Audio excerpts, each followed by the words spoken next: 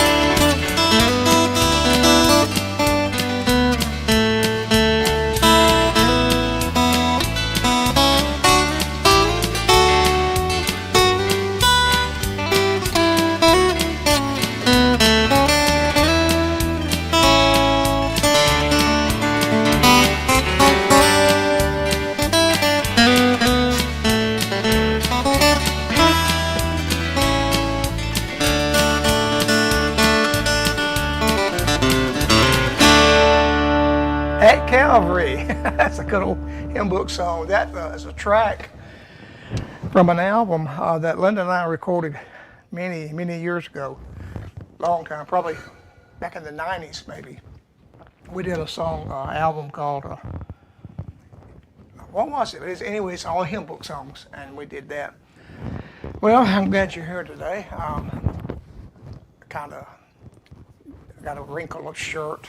I didn't get out the ironing board on it. I just got it out of the thing and put it on. I'm wrinkled too, so look, all up here. And I sprayed my hair down, went and brushed it.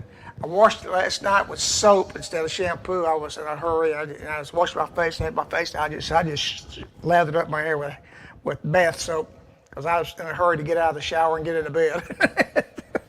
It's a little frizzy today, but I haven't been out of the house today. It's been a Tuesday end. My truck has not been started. It's the same place I parked it last night. I have seriously taxed myself in the last month or so with this bus deal, and we've got busier than we normally have been with dates and other things. This past Sunday we were up in Wake Forest, North Carolina. All last week I worked on getting things done on the bus. And when I started this project, I knew what the issues were with the arthritis and the 50% heart function and all the things that goes with getting old. I knew it's going to be a hard project to deal with, especially just me and Sister Linda. And I did hire some help on some of the stuff, but and I have some folks that's available. I get on a good rate, but. I hadn't planned on going as far and doing as much as fast as I've gone on this thing for just a month. and it's completely stripped out inside. Everything is cleaned out, been wiped down, washed down, cleaned, steam cleaned, and the floor, subfloor is going in, and it's getting very close to putting in a bathroom and bedroom, and going pretty quick. But with the fact that the arthritis and the doctor was kind of adamant that the only way he could stop the pain in the shoulders was replace them because they were shot, rotator cuffs, both of them torn from old age and all that stuff. And so I said, no, I can't do that. And we tried other some shots and things, and nothing's working. But I found out yesterday, running 3-inch screws down in some 2x4s and stuff to level off the floor, and to put 3/4 plywood down and screw that down. That really, you don't realize how much you push it on your shoulders with that screw gun. And so I decided that I wasn't, well, one thing, I've got the last load of aluminum scrap out of the inside of the bus on the back of my truck. There's a lot of it. And the scrap yard that takes aluminum around here was closed today. And so I said, well, I'm not going to get out. I was awake half the night last night, just about all night. Anyway, so I just laid in and rested today. And we've got some things to do this week, little things that we're going to get done. And getting ready for Easter. We're going to share Easter Sunday service with our baby girl and her hubby at Faith Church Sunday morning. And then they're going to come back over our house, and we're just going to have a mom and daughter Easter dinner together, and probably all take a nap. And then next week, the week after Easter, we do a service over in Lexington, North Carolina, about 35 miles from here, not too far.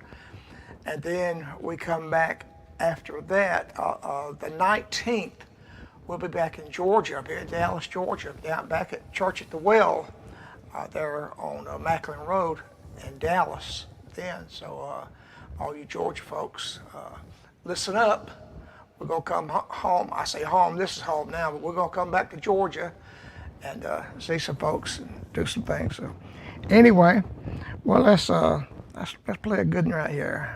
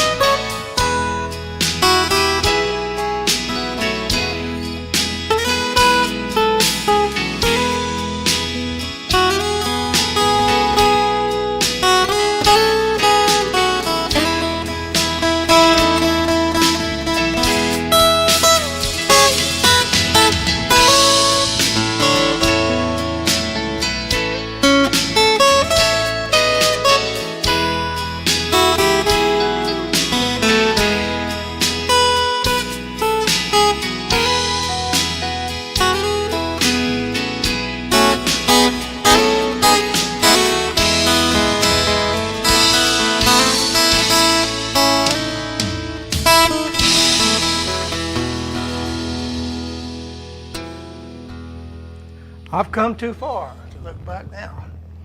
It's been a while since I played the Taylor. Okay, I thought I put this thing in the right place tonight. I said I wasn't going to have any popping or clicking going on, but I'm just going to have to do something about this deal. I wore ear-worn, a Countryman ear-worn on services they were, and I've used it here a lot, and it's quiet, it does well, but you can't get an ear-worn around the ear and get a clip ear for a ear monitor, and so it makes it a little bit difficult. But anyway, the Taylor, the neck seems to be, I played this guitar I got it in September of 2019. Yeah, 2019. And so it's been over 6 years now. And it plays great, but the neck seems wider. I got used to playing that. I played that Martin so much here recently. It seems like the neck is a little narrower on the Martin than it is here. And so I have a hard time hitting some of the notes on here, not because it's set up here on the wall hanger and I have not played it any. But I know that just sounds like a lame excuse, doesn't it? And here we go, Ronnie Henson.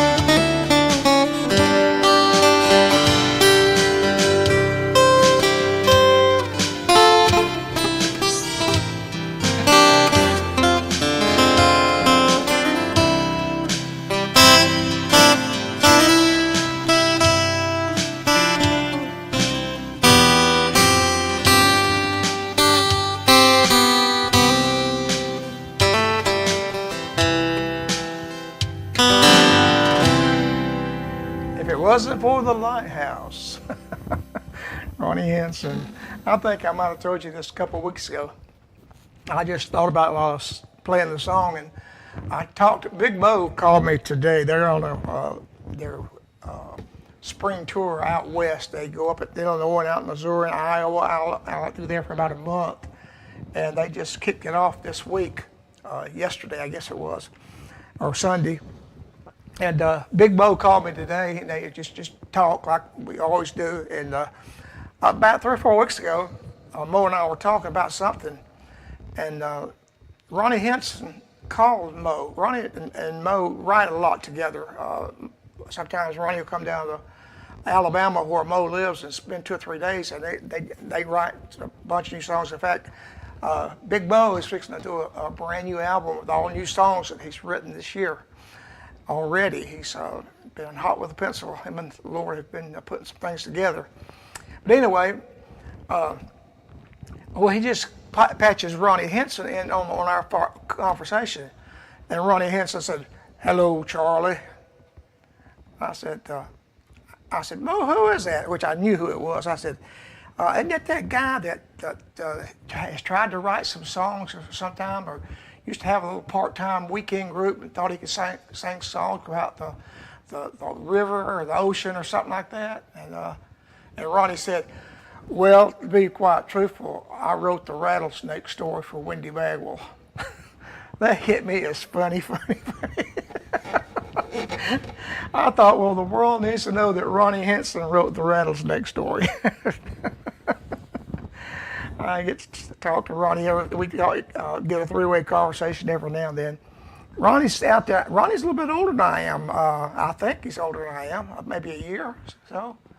And but he's still out there working hard every week. And I can't keep that schedule.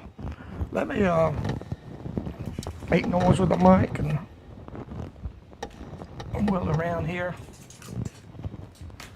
Get an iPad. And see who all's on here. I guess we're on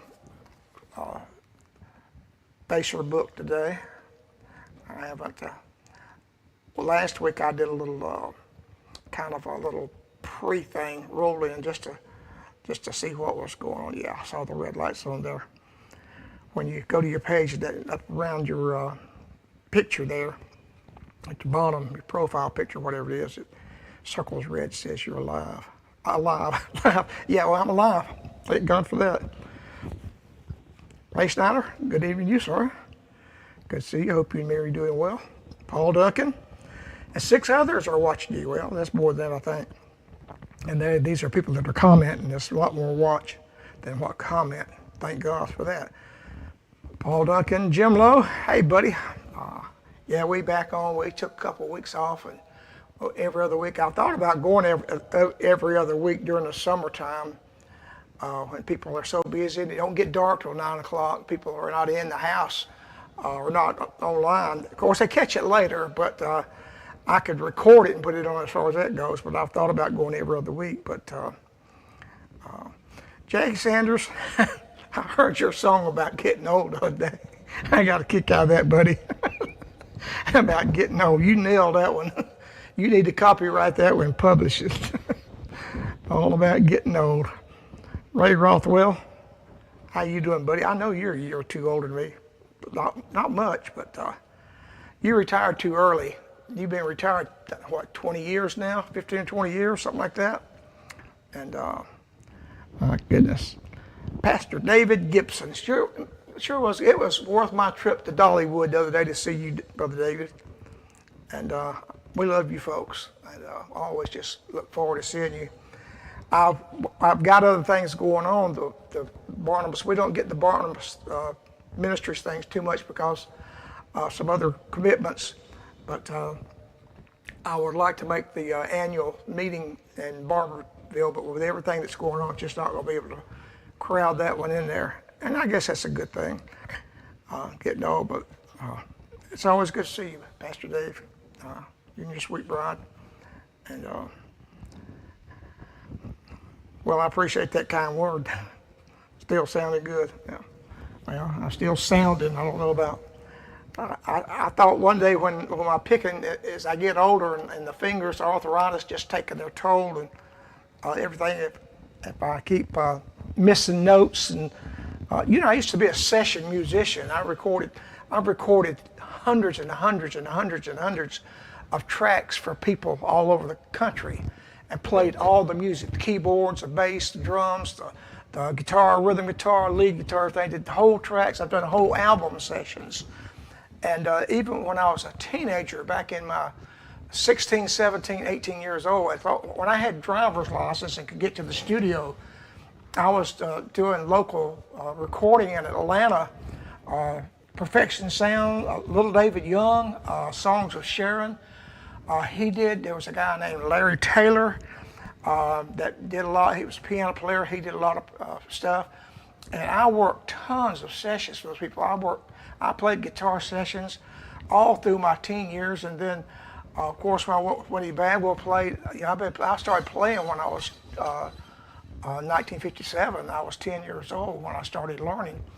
That was 68 years ago. And so, but now as I get older, it seems like you kind of hit a peak there, and I got to where now that I miss more notes, and my fingers don't move, my brain says move, and my fingers don't cooperate. But I told Linda the other day, when I get to the point that I'm embarrassing myself more than I am, I may just have to do something else, or get me a slide or something. But it's getting harder and harder to pick. But I really love what I do. And let's see, look at my song, let's see what I hadn't played. If there's anything on here I haven't played in a while. I just played The Lighthouse, we call them the Troubled Waters. I've Come Too Far to Look Back. I played I Know Who Holds Tomorrow last week, I think. And let me play this old hymn book song for you. That's just a beautiful old song. 3, 1, 2.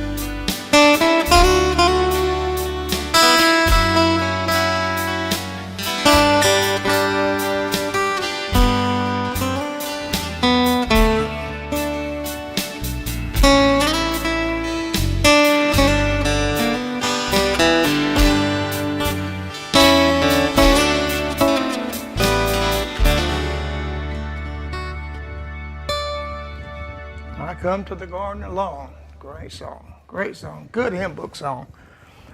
Some of the old, I think we sometimes we make a mistake by putting the hymn books in the closet.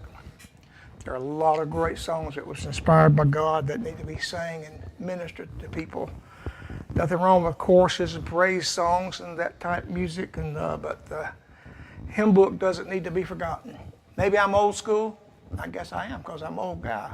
And, been a long time since I went to school. All right, well, it's about time to get out of here and say good night. So y'all, Linda went to Bible study tonight. She hasn't got back yet. I figure she'd be back by now, but she's running a little bit late. She sees this video with this wrinkled shirt. She said, "Why did you wear that shirt all wrinkled up? Why didn't I get one that was ironed?" Well, I just grabbed what was in the closet, and in my armoire chest there, and put it on. I thought I play a Taylor guitar with a Fender shirt. That ought to be a mixture, shouldn't it? I got 1, 2, 3, not counting. Let's see. I got that Taylor, one Taylor. Oh, I got the other ones in the closet. I got 1, 2, 3, 4 Fenders and one Taylor. So Fenders win. And I got my banjo, of course.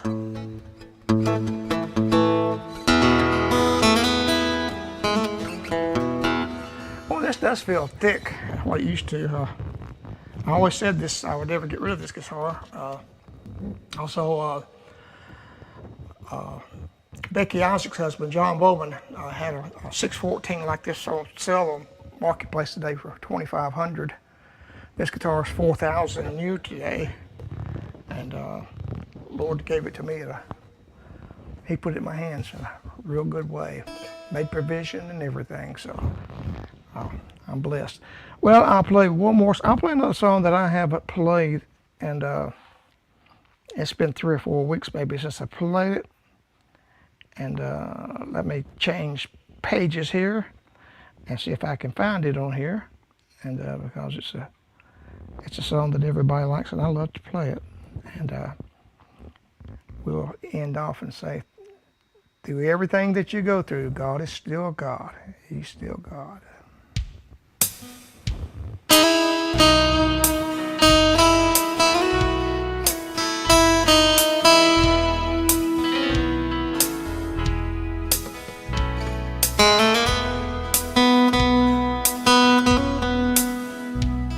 Thank you.